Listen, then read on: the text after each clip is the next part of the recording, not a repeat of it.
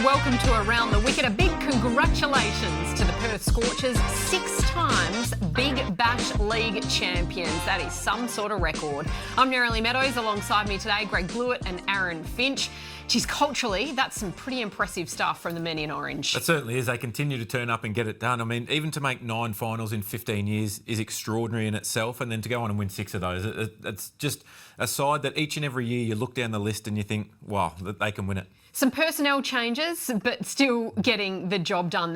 The ability to sort of redevelop themselves, reinvent themselves, some really high scores throughout the year, for example, for a team that traditionally defended low totals. Yeah, and their DNA is still around, I think, the nucleus of WA players, so they've got that real cohesion and connection. So I don't know how they do it, you know, with the salary cap and everything. They're able to keep those guys together, and I agree, they were the best batting team easily throughout that tournament, and they had some great improvements in some of their bowlers as well. And Adam Voges takes over from Justin Langer in 2018. This is now his 10th title as WA coach across all forms of the game. He's already decided that he'll finish up at the end of this season for WA, but he's re-signed for the Scorchers next year. That CV of Adam Voges, how impressive is it? And is he the perfect man to take over whenever Andrew McDonald decides that he's done with the Australia team? Yeah, I think that he would obviously be the front runner at this stage. You just look there and, I mean, like you said, 10 titles across all 3 formats of the game is really impressive. And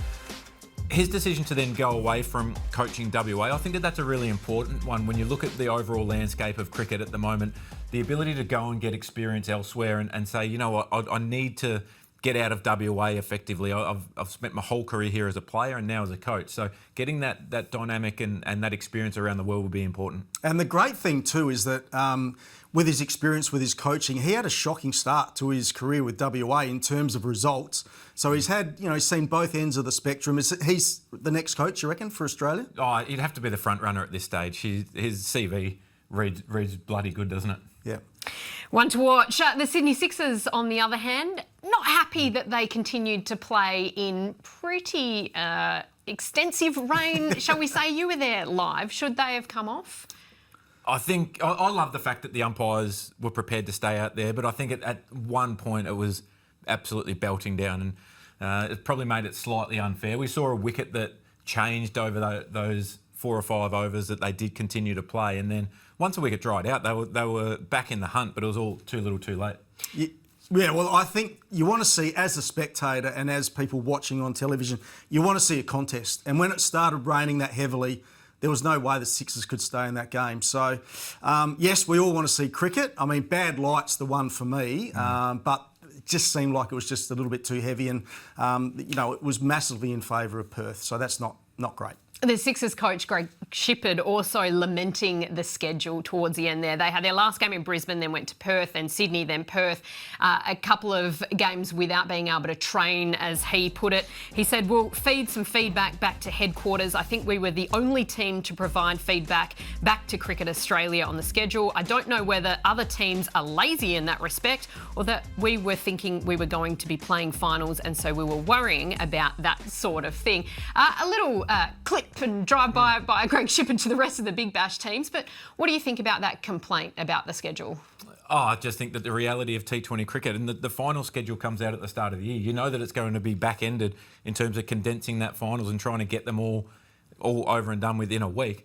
They had a very luxurious draw for majority of the tournament. After the first game, which they played in Perth, what did they have? 6 of 8 games in Sydney or Melbourne. So there's not a huge amount of travel that they've had for a big period of that. Just turned out that they were playing Perth.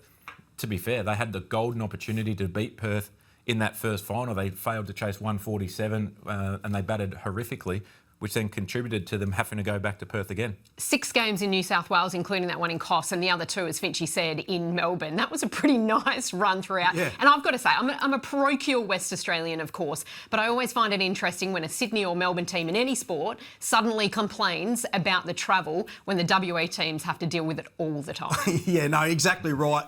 And I get the frustration from Shippy because it's not ideal, you know, playing those important games and doing the travel that did. So the preparation wasn't perfect for them going into that final, but as you said, I mean, the WA teams just cop it every year, no matter what sport, whether it's AFL or whatever. So, unfortunately, with the way, the season rolled out, he just have to suck it up. There wasn't much way around it.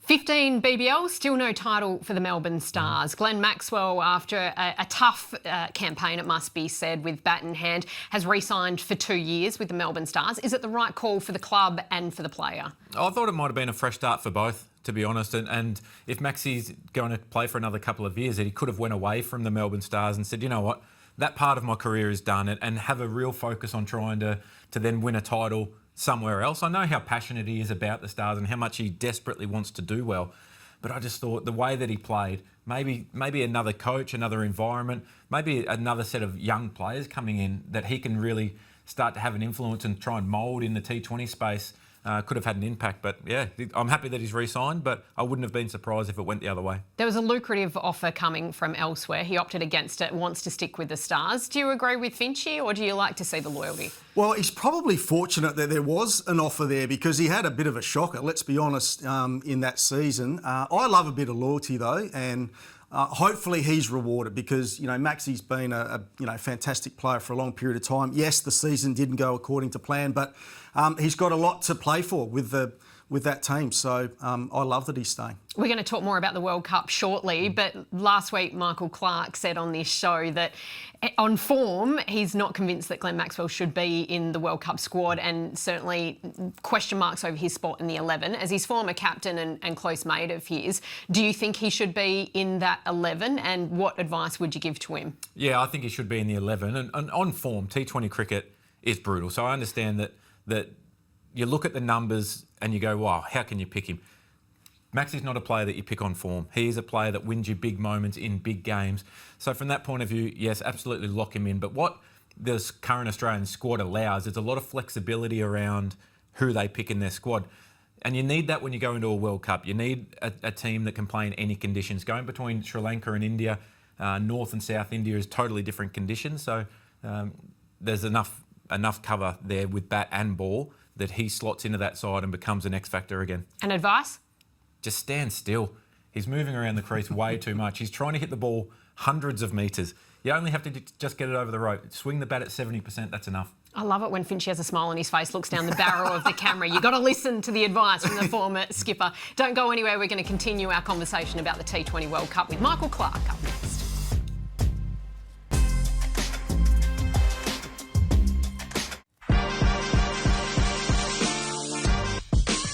Former Aussie captain Michael Clarke joins us now. Pup, a few injury concerns for Australia heading into this T20 World Cup. Nathan Ellis doesn't play in the finals for the Hobart Hurricanes with a bit of a hamstring niggle. They're saying it's just precautionary, but it must be said it's not ideal when you've got Hazelwood, Cummins, as well as Tim David also on that injury list. How concerning is it, do you think?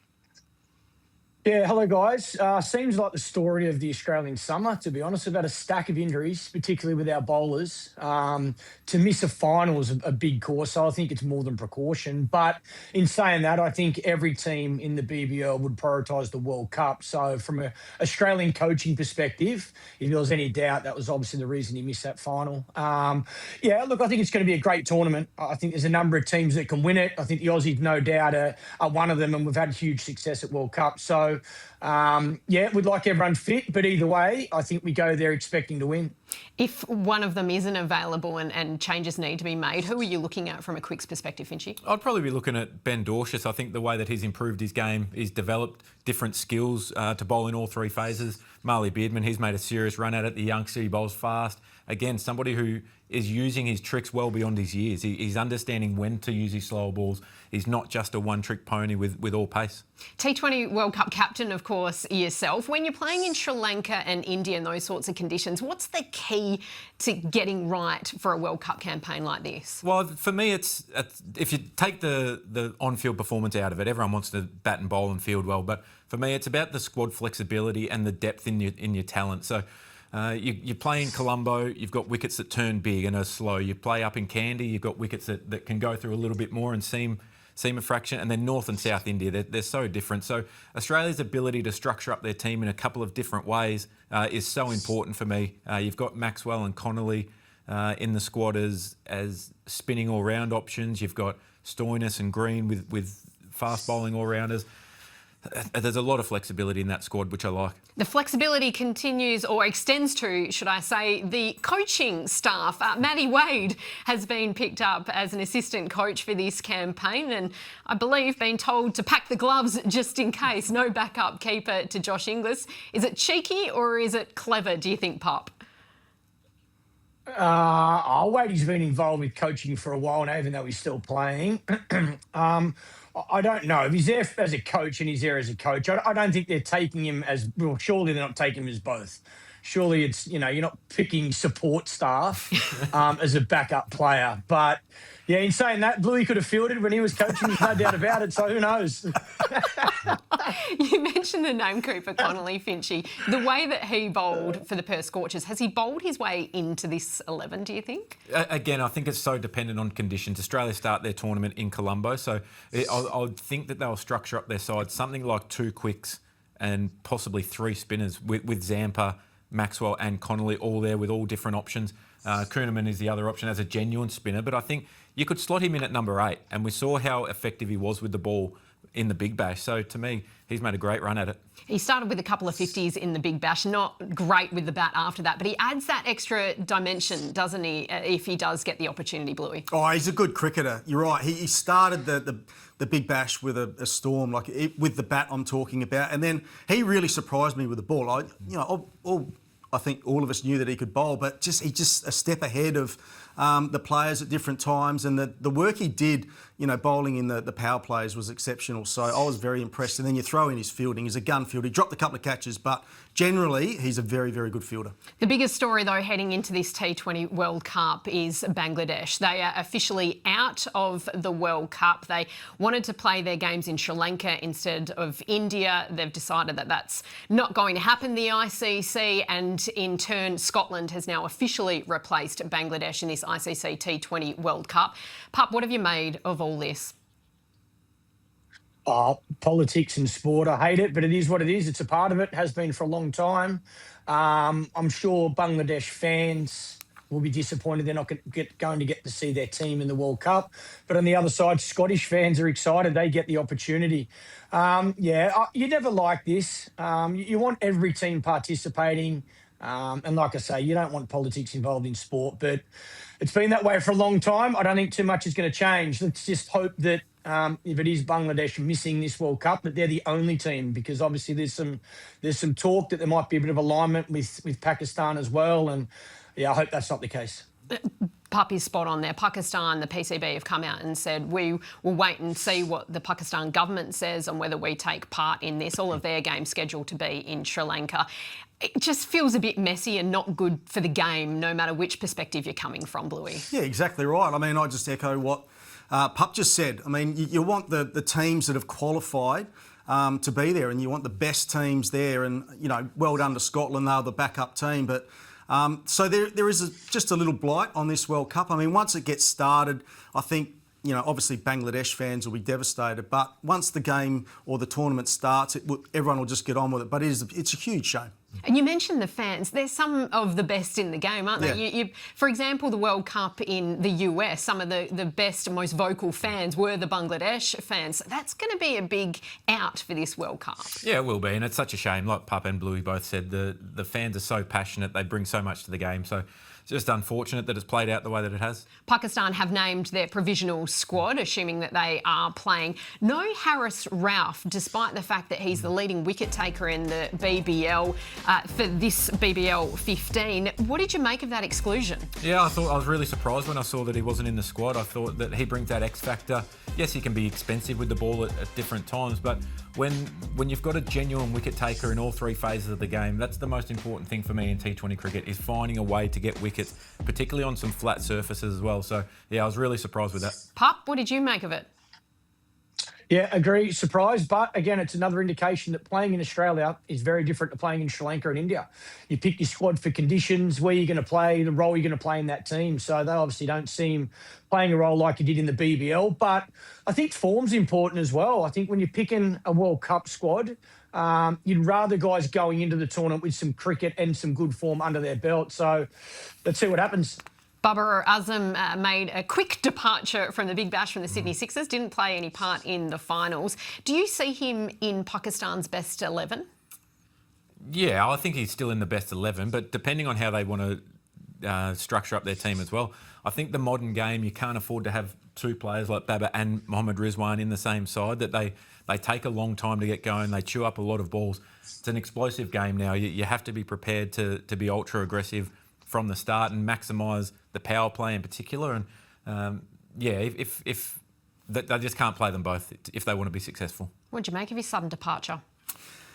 Yeah, the timing was everything, wasn't it? I mean, we just assumed, and I think so did the Sixers, that he was going to be available for the whole tournament. So he was meant to be. Yeah, he was meant to be. So then he got the supposedly late call up from Pakistan to get over and start training for the World Cup. So, bit of a strange one.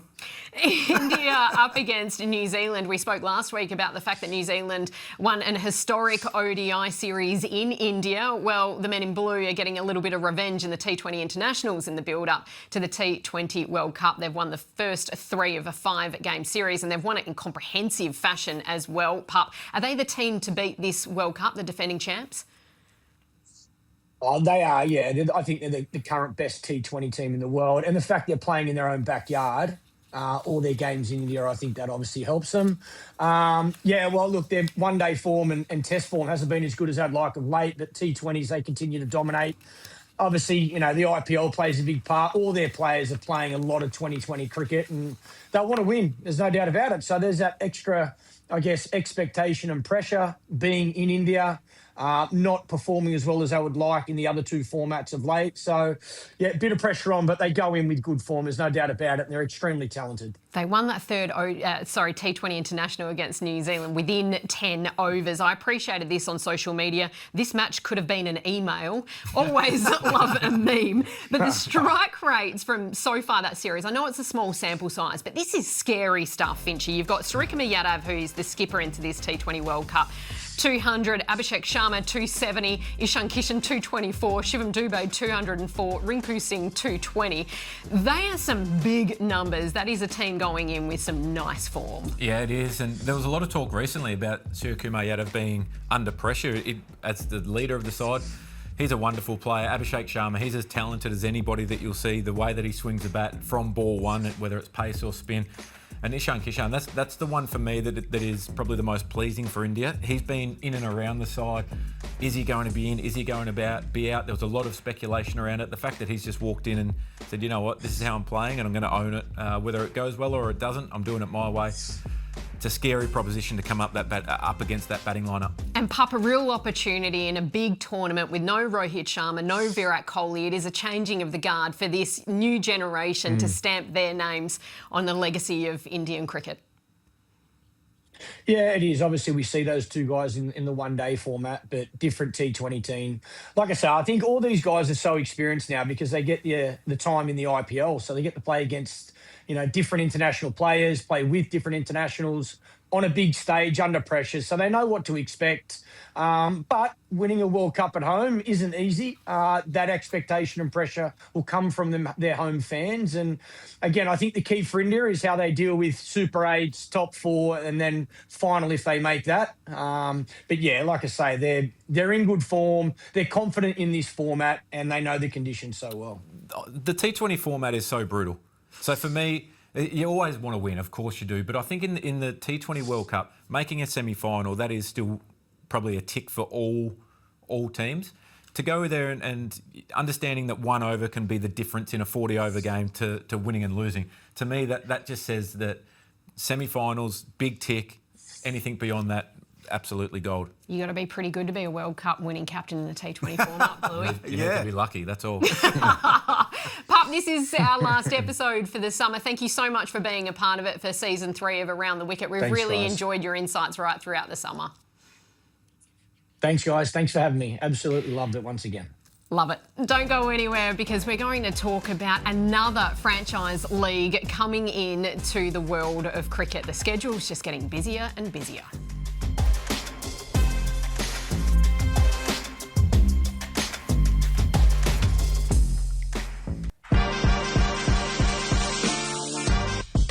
The European T20 League has been added to an already packed schedule in the world of cricket. Interesting times in the sport that we all love. Bluey, what have you made of this and what is the future of cricket? How are we going to fit it all in to the 12-month cycle? Can't fit it in now, so let alone another league. But I do really like this one, the European. How good would that be as a player? And as a coach, hello. Commentator, hello. Yeah, imagine that, being based out of Ireland. I think Maxie's invested in that team as well. So I'm really excited about this one, getting cricket more involved in Europe. I think it's great. Maxie is an owner. Have you ever thought about, putting some of your money where your mouth is? Yeah. Not one bit. I don't have enough money to be able to do that. What do you think is the future, though? On a serious point, it's getting busier and busier. We've had the Cricket Australia CEO, Todd Greenberg, come out in recent months and say potentially a grand slam of major domestic tournaments and then fit the international cricket in between. But that still doesn't account for leagues like this, the European T20 League. What's the future, do you think? Well, we tried to have the Champions League years ago, and that only lasted 2 or 3 seasons. Which was winners or the top 2 of a lot of different competitions. So that didn't last long.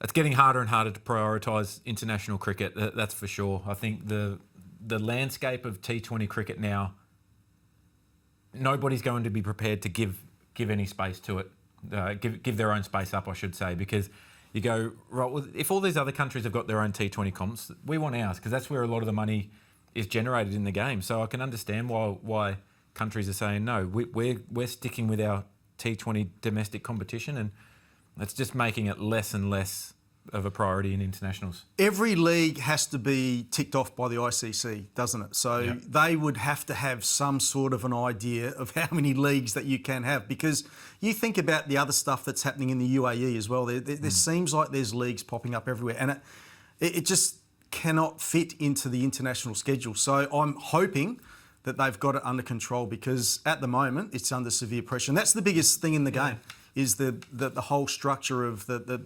itinerary. How do you fit all these games into a calendar year? Well, you don't fit them all in at the moment, do you? Because there's becoming less and less player availability for international cricket. It's not so much Australian or Indian or English players. It's generally the countries around that probably don't have the investment into the international game, particularly Test cricket like we have in this country. So, yeah, I mean, if there was a decision to be made and somebody said you can play 3 Test matches or you can play 50 T20 games and we'll give you 50 times more money, it's hard for people to say no to that. Are you concerned? Yeah, everyone's been concerned for a long time. I'm concerned about Test match cricket. I'm a lover. I'm a bit of a traditionalist, and I'm concerned not so much, that like England, Australia. I mean, Test match cricket is very healthy in both of those countries, but I'm concerned for Test cricket around the world. Maybe the solution is just 2-day Test matches, as we saw over this summer. The privatisation of the Big Bash, it's a huge topic at the moment. Finchy, we got your thoughts a couple of weeks ago, but we'll revisit those. Do you think it's inevitable, Bluey? And once again, are you a little worried about once you go there, you can't go back? Yeah, I'm worried about it, mainly because of, as I just said, Test match cricket in this country is at a very high in terms of popularity. We've just had sellout crowds, just about 1 million people that came through the gates to watch Test match cricket. So I'm just wondering, is there a rush to do it? Or, can we privatise the Big Bash in another 5 years, 10 years' time? I mean, I don't see the rush. Everyone I talk to that wants to see it happen is, no, the market's telling us to get in now, but I'm not so sure. I'd be holding off for as long as I could. Your Renegades is one of the teams thrown up along with the Thunder. How would you feel about that as a club great? I think it's inevitable that it will happen anyway, whether it is next year, whether it is 5, 10 years down the track. So I don't think that there's anything that's going to stop it. So I think you just got to deal with it and understand that when it happens, and like Bluey said, the only thing that I'm really concerned about is the high performance. So at the current stage, while there's crossover between Big Bash and international cricket, if I own a franchise and Cricket Australia say to me, well, we need Josh Hazlewood to bowl 8 overs tomorrow in preparation for a Test match, you say, no chance. I'm getting him ready to play a T20 in 2 days' time, and that is my only priority. So that's when you start to have a breakdown, and then the coaching structures and how that impacts cricket that flows down the line to grassroots level is that's the issue. Lucky he said he didn't have the money, isn't it? Don't go anywhere because we're going to take on the short stuff next.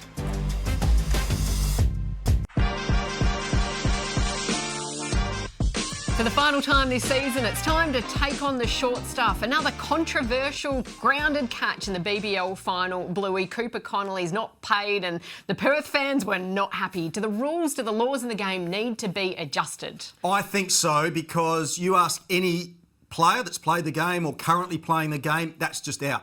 But as the rules are at the moment, or the laws, that is not out. So I'd like to see it change. If you've got control of that ball, see you later.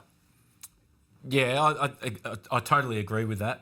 It was just because his body was still sliding and he was getting close to the rope, I can understand why the crowd was so upset that they go, well, he's clearly taken the catch, but then he's turned his hand over to push himself up. But yeah, maybe a slight tweak to it. England have parted ways with selector Luke Wright. Will he be the last of the departures, do you think? Probably not, but that also seems like a pretty easy decision to make. But there's more than one selector, so how he gets the chop over anyone else, that's a strange one. We saw the retired out rule used quite a bit in the Big Bash this year. Do you like it as a tactical move? I like it, but I don't like it mid-over because if a bowler is bowling and he's having a shocker, he can't get flicked. So I think if there's... What do you mean, a bowler? Yeah, no, you can't. Yeah. So it's got to be in between overs for me. Speaking of spirit of the game, the Under-19 World Cup, Pakistan have been accused of slowing down in the run chase against Zimbabwe in order to eliminate Scotland to manipulate the net run rate heading into the next phase because they take their net run rate into the next phase. Yep. Good cricket, smart cricket, or a little bit cheeky? Brilliant. World Cups are all about managing your way to the top. Do it however you have to. Usain Bolt, will he feature in the LA Olympics? If there's a medal for coolness, yes. I'm giving it to you. Thanks for joining us this summer. Enjoy the rest of your year.